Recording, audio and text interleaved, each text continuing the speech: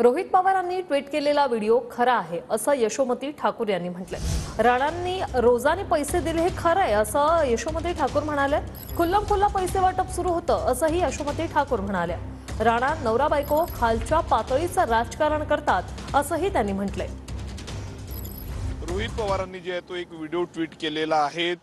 त्या ट्विटमध्ये म्हटलं की राणांनी पैसे वाटले, भाजपनी पैसे वाटले असं जे आहे ते रोहित पवारांनी म्हटलं। आणि याच बोलण्यासाठी आपल्यासोबत काँग्रेसच्या नेत्या यशोमती ठाकूर आहेत।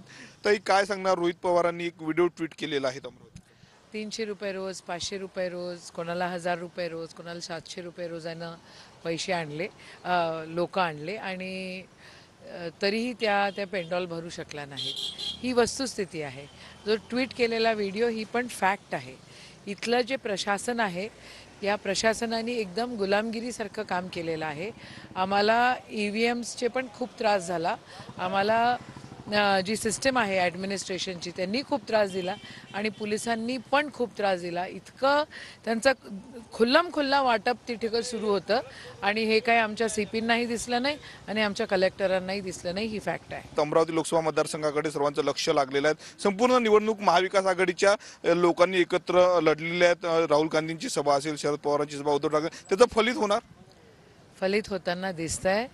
महत्त्वाचं आहे। आदरणीय शरद पवार साहेबांनी तर अमरावती जिल्ह्याची लोकसभेची माफी देखील मागितली। एवढ्या मोठ्या बुजुर्ग माणसाला माफी मागायला जो पाड पाडू शकत असेल ती व्यक्ती आणि त्यांचे संस्कार कसे असतील, ते दोघंही नवरा बायको खालच्या स्तरावरचं राजकारण करतात हे बघितलेलं आहे आपण। आणि त्यांना काही तत्व किंवा विचारधारा असं काही नाही आहे। 3 लाख मतांनी निवडून असं रवी राणांनी सातत्याने म्हटलं होतं, बावनकुळेंनी देखील म्हटलं होतं। आज मतदान पार पडलं, आम्ही निवडून येतोय। कॅमेरामॅन अनिकेत दहा तोंडेसह मी स्वप्नील उमाप, TV9 मराठी, अमरावती।